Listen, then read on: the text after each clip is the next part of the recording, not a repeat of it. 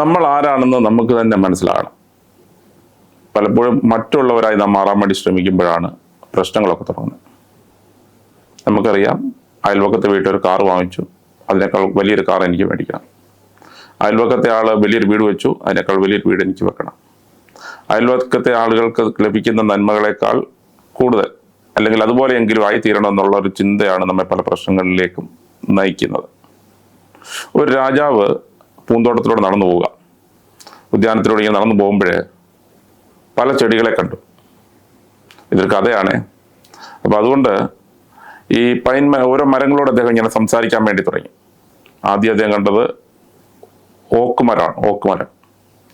ഓക്കുമരത്തിനടുത്ത് ചെന്നപ്പം കുശലാന്വേഷണം നടത്തിയപ്പോഴേ ഓക്കുമരം വളരെ സങ്കടത്തിൽ നിൽക്കുന്നു. രാജാവ് ചോദിച്ചു, എന്ത് പറ്റി ഓക്കുമരമേ നിനക്ക്?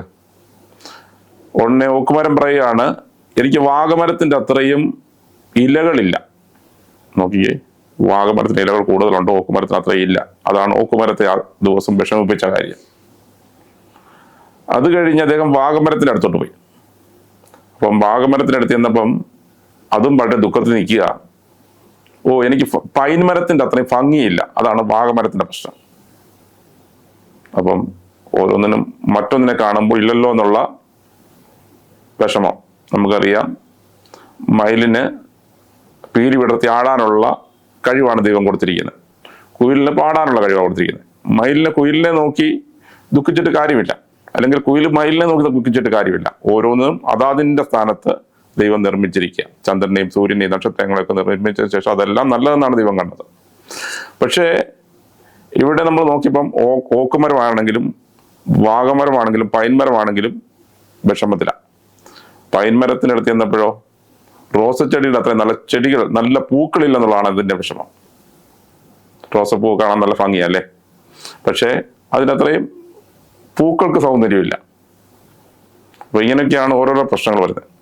പക്ഷെ അവസാനം അത് നടന്ന് മുല്ലച്ചെടി എടുത്ത് ചെന്നപ്പോഴേ രാജാവ് മുല്ലയോട് ചോദിച്ചു, നിനക്ക് വിഷമമൊന്നുമില്ലേ? അത് വളരെ സന്തോഷത്തോടെ നിൽക്കുക, മറ്റു മരങ്ങളെ പോലെയല്ല, മറ്റു ചെടികളെ പോലെയല്ല. അപ്പൊ അങ്ങനെ ഇന്നപ്പോൾ അദ്ദേഹം ചോദിക്കുന്നു, നിനക്ക് വിഷമമൊന്നുമില്ലേ? ഇപ്പൊ മുല്ലച്ചെടി പറയുന്നൊരു കാര്യമുണ്ട്, രാജാവേ, ഈ തോട്ടത്തിൽ നട്ടപ്പോഴേ എനിക്കറിയാമായിരുന്നു ഞാനൊരു മുല്ലയായിരുന്നു എന്നറിയാമായിരുന്നു. മുല്ലയുടെ ഗുണങ്ങൾ എന്താണെന്ന്, മണം എന്താണെന്നുള്ളത് എനിക്ക് അറിയാമായിരുന്നു. അത് പുറപ്പെടുവിക്കാൻ വേണ്ടി എനിക്ക് കഴിയുന്നുണ്ട്. നോക്കിയേ, ഈ പ്രഭാതത്തിൽ നാം ആരാണെന്നുള്ളത് നാം തിരിച്ചറിയണം. മറ്റൊരാളെ പോലെ പാടുവാൻ ചിലപ്പം കഴിഞ്ഞില്ലെന്ന് വരാം, മറ്റൊരാളെ പോലെ പ്രസംഗിക്കാൻ ചിലപ്പം കഴിഞ്ഞില്ലെന്ന് വരാം, മറ്റൊരാളെ പോലെ ഡാൻസ് ചെയ്യാൻ കഴിഞ്ഞില്ലെന്ന് വരാം. പക്ഷേ ആ കുറവുകളെ നോക്കിയല്ല, പരാതി പറഞ്ഞ് നേടുവാൻ വേണ്ടിയല്ല, മറിച്ച് ദൈവം നിങ്ങളെ നിക്ഷേപിച്ചിരിക്കുന്ന താലന്ത് എന്താണെന്നുള്ള കണ്ടെത്തുക എന്നുള്ളതാണ് പ്രധാനം. ഒരു പക്ഷെങ്കിൽ പാട്ടുപാടാനായിരിക്കാം, അല്ലെങ്കിൽ നല്ല കഥകൾ പറയാനായിരിക്കാം, ഇല്ലെങ്കിൽ പ്രസംഗിക്കാനായിരിക്കാം, ഇല്ലെങ്കിൽ ഡാൻസ് കളിക്കാനായിരിക്കാം, എന്തോ ആയിരിക്കാം. അത് കണ്ടെത്തി അതിനെ പരിപോഷിപ്പിക്കുമ്പോഴാണ്, അല്ലെങ്കിൽ അതിനെ പ്രാക്ടീസ് ചെയ്യുമ്പോഴാണ് ദൈവഹിതപ്രകാരമുള്ള വിജയം നമുക്ക് ലഭിക്കുന്നത്.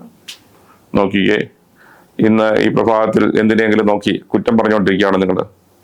എന്തിനെങ്കിലും നോക്കി പരാതിപ്പെട്ടുകൊണ്ടിരിക്കുകയാണോ നിങ്ങൾ? പക്ഷേ അതൊന്നും നിർത്തിയതിന് ശേഷം ദൈവം നിങ്ങൾക്ക് നൽകിയിട്ടുള്ള താലന്ത് എന്താണ്? ദൈവം നിങ്ങൾക്ക് നൽകിയിട്ടുള്ള കഴിവെന്താണ്?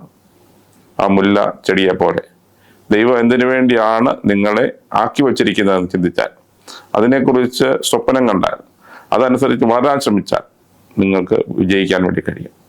ഈ പ്രഭാതം അതിന് സഹായിക്കട്ടെ എന്ന് പ്രാർത്ഥിക്കുന്നു. ഒരു നല്ല മുല്ലച്ചെടിയായി, അല്ലെങ്കിൽ ദൈവം നിങ്ങളെ നിർമ്മിച്ചിരിക്കുന്നത് എന്താണോ അതിൽ വളർന്ന് ഏറ്റവും ഒരു ഉന്നതമായ സ്ഥാനത്തെത്തുവാൻ കഴിയട്ടെ എന്ന് പ്രാർത്ഥിക്കുന്നു. ദൈവം നിങ്ങളെ അനുഗ്രഹിക്കട്ടെ.